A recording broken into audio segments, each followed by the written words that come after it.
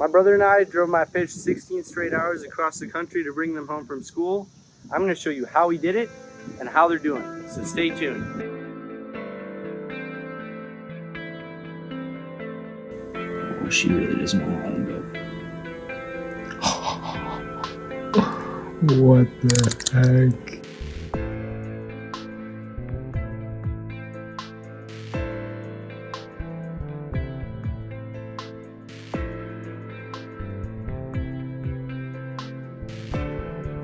Celosi that are getting really big. Let me try to find for you.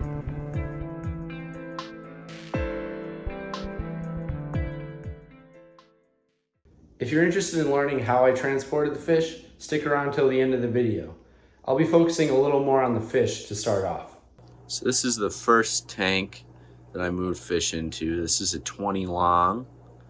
I transitioned all the babies that were in the 10 gallon in my dorm room into this tank. So you're gonna have a little more space. As you can see, they're eating some rapashi right now. I haven't been using rapashi much lately, but now that I'm home, I have a little more time and I decided I'd make some. Then right before I left, I'll cut to a video of me stripping the female, but I got a bunch more of these babies. They're not really eating that much right now, but they look good and they survived the trip. I just put them in plastic bags, like fish bags, and floated them in the buckets that I transported the rest of the fish in. And I had almost an 100% survival rate. I think I had like one baby die, but I think it may have been dead when I stripped the female. So really successful with that. And if you look in here, there's some celosi that are getting really big. Let me try to find for you here we go. This guy right here is the biggest one. And if you look,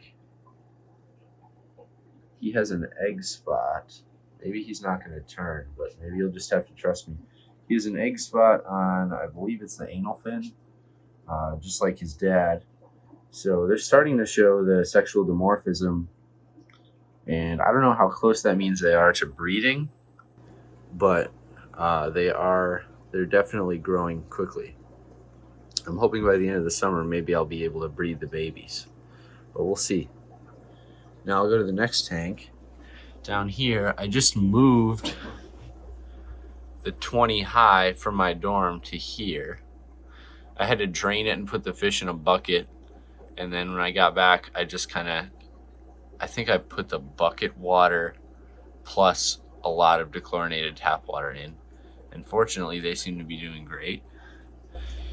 Even the female ram looks good.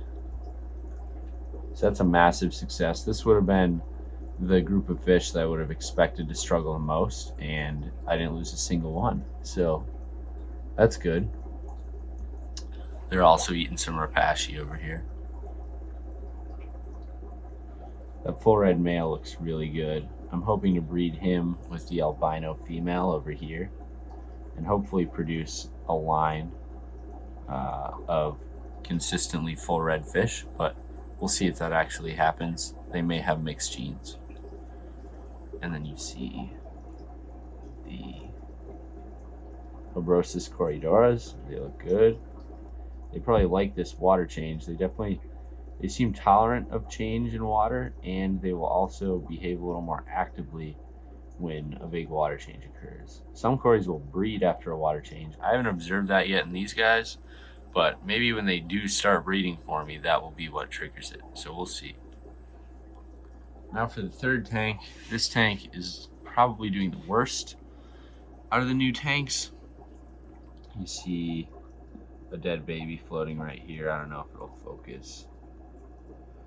And this is I was talking with my friend that I called when I got home, who's been keeping fish his whole life, and I believe he's over 70 years old. And he was not surprised that I was able to breed the celosi, but he was surprised that I was able to breed mollies, which is funny to me because I thought mollies were a really easy fish to breed. Like I posted that 3 fish you can breed by accident video, and they were one of the fish I put on it. But according to him, mollies like such hard water that they're actually pretty challenging to breed. So, I don't know. That kind of reassured me that I shouldn't be that discouraged that I'm having baby mollies die. But I still have a lot in here, as you can see, and I still have a lot in that top tank. So hopefully I can get them a little more established in my water and then prevent more deaths. But we'll see. And there's like an army of Celosi in here. Probably, if you just look right here. After a couple days, I added some crushed coral to try to harden the water a little bit, and the mollies really seem to have perked up. As you can see, they're all swimming actively, and you don't see any dead ones. At least I don't. So if you're having trouble with mollies not doing very well for you, crushed coral may be one thing you could add that could improve your chances of keeping them alive and just having success with them overall. All right, guys, so this is the last tank. It's the main tank, the 29 high from my dorm room, but now it's in my extremely messy bedroom at home. It won't stay that messy. I just moved in yesterday and was mainly focused on getting all the fish in healthy. So I was thinking about replicating the exact hardscape that I had in the tank at school, but I decided I might as well switch it up, just see how things are. So I added some pieces of slate down here. There are 2 pieces of slate under there, under this crooked pot. And it seems like the Pocostomys really like that. They're able to just kind of chill out in the shade. They don't like to be in full light, so it's kind of nice for them. Then we've got a couple spots where I thought it'd be good to set up places to watch them spawn, because the way I had it set up before, they would spawn in a pot and it was really hard to pick up on camera. But if you see like right on this surface, that'd be a really good spot for them to spawn, and on cue the male is displaying in that area.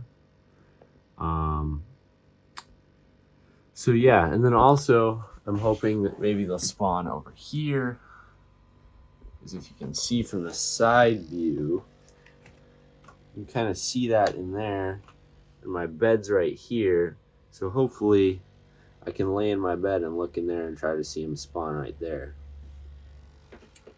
I also moved the sponge filter to the back right. It was in the back left before, and then I added an air stone over here. So yeah, a couple of changes. I also needed an extra heater, so that heater you see back there is one that I had at home, because I went from 3 tanks back home to divide all the fish into 4 tanks. So yeah, I'll just give you a couple nice shots of this tank because I think it looks great.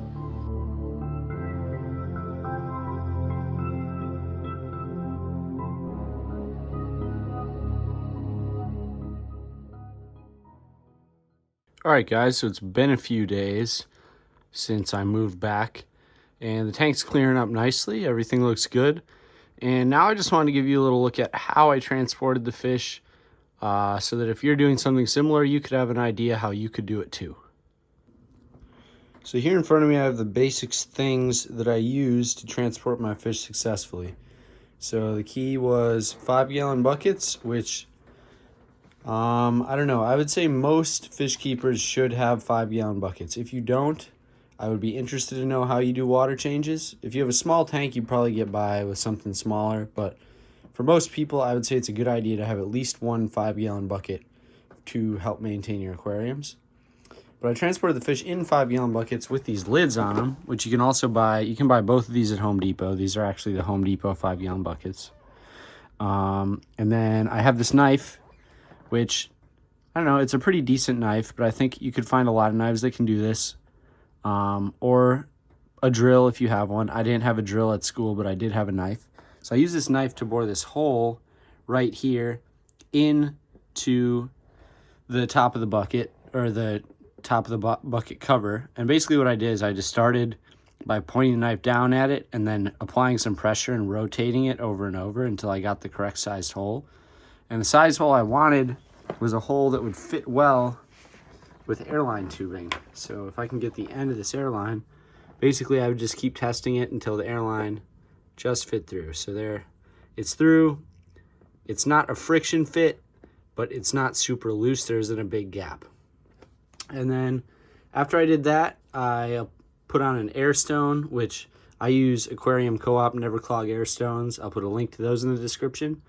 And then I'd run the airline down into the bottom of the bucket, which the fish were in. And then I'd close the lid onto the bucket. You have to kind of smash it down for it to seal.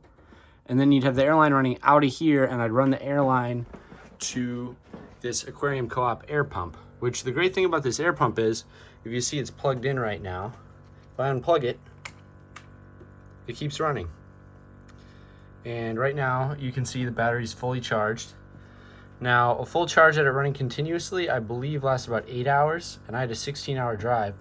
But if you switch the power mode, you can switch it to power save, and what that'll do is it'll run for half the time and run off for half the time. So right now it's running. Let's see if it'll kick off, just to sort of demonstrate what I'm talking about.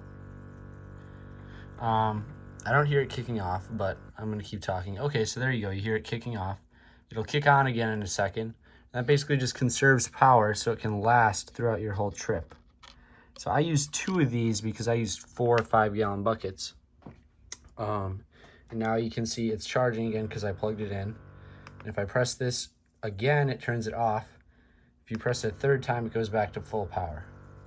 So those are really key because a lot of air pumps don't have that option. So that was really helpful. And I'll leave a link to that as well. So basically all I did was I had 4 buckets with 4 lids, 4 airlines, 4 air stones, and 2 air pumps. And I put those in the back of my car and drove for 16 hours straight. And everything turned out okay. I can't say that'll always be the case for everyone, but in this case it worked really well for me. And I'm really glad that my fish tank survived the journey and my fish seem to all be doing well. One of the most important parts of transporting fish, whether it be across the country or just from your local fish store, is acclimating them correctly. If you want to learn how to acclimate fish the best way to keep them alive and transition them successfully to your aquarium, check out this video. Thanks for watching, and I'll see you in the next one.